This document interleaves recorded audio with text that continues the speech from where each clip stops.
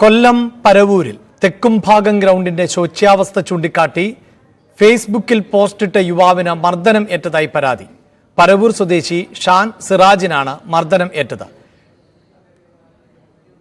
ഇടതുപക്ഷ Thekkumbhagam ward councillor Sanal മർദ്ദിച്ചുവെന്നാണ് പരാതി.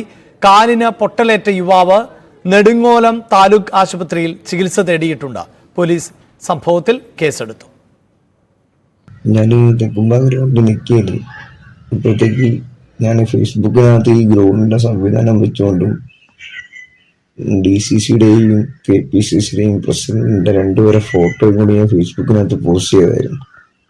അപ്പൊ ആദ്യം അതിനെ ചൊല്ലിയാണ് സംസാരം നടന്നത്.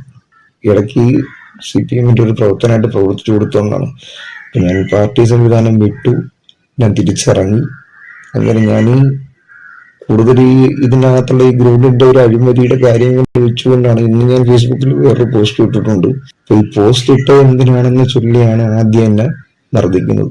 ആദ്യം വന്ന് എന്റെ ചോദിച്ചത് നീ എന്തിനാണ് ഫേസ്ബുക്കിൽ അങ്ങനെയൊക്കെ ഇട്ടെന്നും പറഞ്ഞുകൊണ്ട് ആദ്യം എന്നെ തള്ളിയെടുത്തും കേട്ടു. ഈ തള്ളിയിടുന്ന സമയത്ത് തന്നെ ഒരു പാറക്കല്ലുണ്ടായിരുന്നു. ആ പാറക്കല്ലിനകത്താണ് വന്ന് വീണിട്ട് കാലിങ്ങനെ ഉണ്ടാവുന്നത്.